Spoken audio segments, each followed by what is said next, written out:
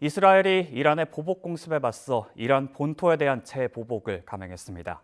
이란이 이스라엘의 대규모 심야 공습을 감행한 지 엿새 만인데 이란 당국은 피해가 전혀 없다고 밝혔습니다. 박영진 기자가 보도합니다. 밤하늘에 섬광이 번쩍합니다. 현지 시각 19일 새벽, 이란의 중부 도시 이스파한 상공에서 불빛과 함께 폭발음이 여러 차례 들렸습니다. حدود یکی دو سه ساعت پیش نیمه شب صداهایی در آسمان اصفهان شنیده میشه که اون چیزی که ما اطلاعات کسب کردیم چند تا ریز پرنده 미국 ABC 방송과 러시아 타스 통신 등은 이스라엘이 이란에 미사일 공격을 했다고 보도했습니다. 이란 파스 통신도 이스파한의 공항에서 폭발음이 들렸지만 원인은 알려지지 않았다고 전했습니다. 이에 대해 이란 측은 미사일 공격은 없었고 무인기를 여럿 격추했다며 폭발음은 방공 시스템이 가동된 것이라고 주장했습니다. 이란군 고위 관계자는 이번 공격과 관련해 피해는 전혀 없다고 말한 것으로 전해졌습니다. 한때 중단됐던 비행기 운항도 재개됐고 폐쇄됐던 공항도 다시 열렸습니다. 이스파한은 엿새 전 이란의 이스라엘 공격 당시 미사일 등이 발사된 군기지가 있는 곳입니다. 또 우라늄 농축 중심지인 나탄즈 핵시설을 비롯해 다수의 핵시설도 있는 곳인데 피해는 없었다고 이란 당국은 밝혔습니다.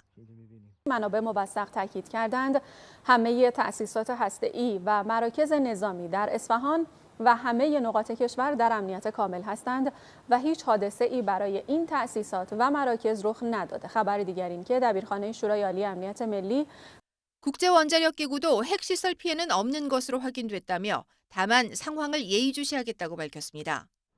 이란에 대한 보복을 공언해온 이스라엘은 아직 공격 사실을 공식 확인하지 않고 있습니다. 이란 또한 피해가 없고 공격 배후도 불투명한 만큼 즉각적인 대응은 없을 것이란 입장입니다. YTN 박영진입니다.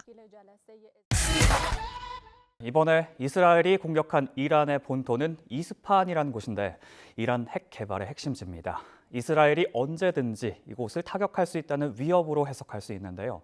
그렇다면 이스파한이 어떤 지역인지, 이란의 핵 능력은 어느 정도인지 황보선 기자가 정리했습니다. 이란 수도 테헤란에서 남동쪽으로 350km 떨어진 이스파한. 핵기술연구센터를 비롯해서 핵개발 관련 시설이 모인 곳입니다. 이번에 이스라엘이 보복 공격 목표로 삼은 지역인데 직접 타격은 받지 않았습니다. There has not been any damage to the nuclear sites. You know that there are many nuclear sites in the Islamic Republic of Iran. And most notably in Isfahan. 바로 근처 나탄즈에는 우라늄 농축 시설이 있습니다. 핵폭탄 제조에 필요한 농도 90% 이상 고농축 우라늄을 생산할 수 있습니다. 지난 2002년 이란의 반정부 단체가 폭로하면서 널리 알려졌습니다. 핵시설뿐 아니라 핵탄두를 탑재할 수 있는 탄도미사일 생산기지 등 핵 관련 시설이 이스파한 안팎에 배치된 겁니다. 이스라엘이 이런 곳을 고른 건 언제든 타격할 수 있다는 위협으로 보입니다. There are a host of targets Israel could have hit in Iran in the vicinity of Isfahan, to include some nuclear research laboratories. The Natanz nuclear facility is nearby. 현재 이란의 우라늄 비축량은 4,744.5kg으로 추정됩니다. 지난 2015년 미국 등 유엔 안전보장이사회 5개 상임이사국과 독일이 함께 서명한 이란 핵합의에서 최대치로 규정한 양의 23배가 넘는 양입니다.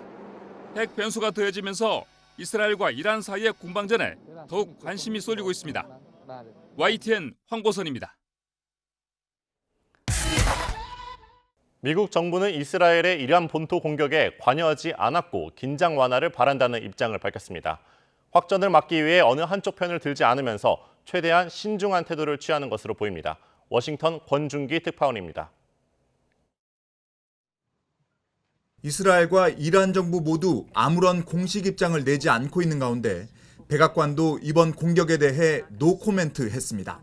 I'm going to say it now, though I know you all will certainly ask me about it, that we do not have any comment on the reports at this time. G7 외교장관 회담을 마친 뒤 기자회견을 연 토니 블링컨 국무장관도 극도로 말을 아꼈습니다. 이번 공격에 미국은 관여하지 않았다며 긴장 완화 필요성을 강조하는 데 그쳤습니다. The United States has not been involved in any offensive operations. It's reflected in our statement and in our conversation. Is our work to de-escalate tensions, to de-escalate from any potential conflict. G7 회의에 참석한 이탈리아 외무장관은 미국이 이스라엘로부터 미리 공격 정보를 받았다는 사실을 말했다고 전했습니다. 이스라엘이 마지막 순간에 드론 공격에 대한 정보를 미국에 알렸다는 겁니다. ABC 방송은 고위 관리의 말을 인용해 이스라엘이 드론이 아닌 전투기로 미사일 3발을 쐈다고 보도했습니다. 타깃은 핵시설 보호를 위한 방공 레이더 기지였다고 전했습니다. 미국 언론들은 대체로 이번 공격이 수위 조절이 된 명분용 반격이었다고 분석했습니다. 워싱턴 포스트는 이스라엘이 이란 내부를 타격할 능력을 보여주되 긴장 고조는 피하기 위해 제한적인 공격을 가했다고 평가했습니다.